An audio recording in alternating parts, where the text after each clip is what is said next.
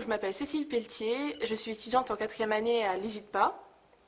Et donc hier j'ai assisté à la conférence du ministre de l'économie et du budget du Tchad.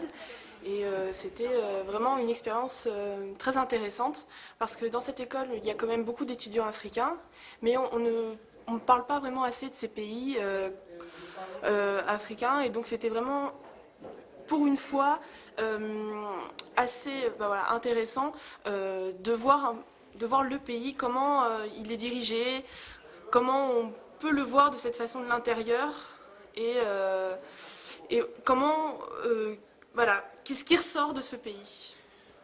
Hier, il a été question donc d'agriculture, il a été aussi question de leadership, pas de leadership, mais d'entrepreneuriat. Comment voyez-vous l'agriculture au cœur donc, de l'entrepreneuriat, parlant bien entendu de l'Afrique? Donc l'Afrique, je pense qu'elle se définit beaucoup par l'agriculture.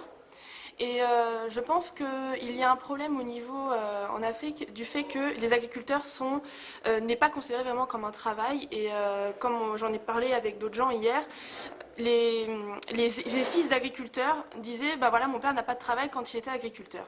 Et donc je pense que maintenant, à cause de la cause de l'immigration, c'était que les hommes ou les femmes agriculteurs n'étaient pas vraiment intégrés dans leur pays et ne se sentaient pas proches de leur pays et de son économie.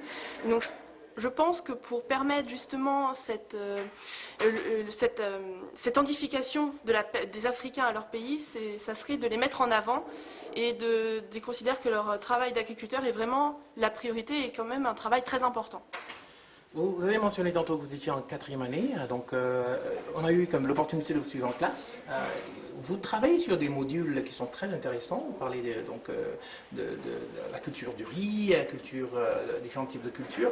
Parlez-nous un peu de ce module que vous êtes en train d'étudier en classe. Pourquoi c'est important pour vous personnellement de vous impliquer un peu dans l'étude de l'agriculture africaine?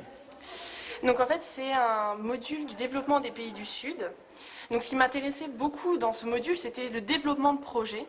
Parce que j'aimerais vraiment travailler en chargé de mission de projet, partout dans le monde au niveau international. C'est pour ça aussi que je souhaite partir en mobilité académique l'année prochaine pour me spécialiser dans les développements de projets ruraux et territoriaux à l'international. Et donc ce module-là rentre tout à fait dans cette volonté, et en plus dans des pays voilà, que je ne connais pas forcément beaucoup, au niveau politiquement, mais aussi au niveau culturellement. Et donc c'est vraiment un apprentissage de la vie de là-bas, une nouvelle culture, et même si je dois plus tard travailler en Afrique, comme ça j'aurai des bases, et je n'arriverai pas là-bas innocemment et naïvement, j'aurai voilà, des bases que m'apporte cet enseignement à l'ESITPA. Alors, on m'a soufflé que vous avez un penchant, un faible, je ne sais pas, un cœur qui est complètement ouvert pour le Tchad. Parlez-nous un peu de ça.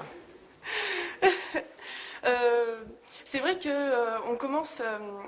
Je m'attache ces jours-ci au Tchad parce qu'on en parle énormément, et c'est vraiment un hameau, je pense, un hameau de paix en Afrique, qui est quand même aussi une politique qui dans cette politique, voilà, dans ce moment-là qui est un peu politiquement difficile en Afrique, ce pays reste quand même un hameau de paix et permet voilà, une certaine sécurité. Si je souhaite aller en Afrique, je pense que je choisirai le Tchad parce que je pense que je me sentirai plus en sécurité là-bas.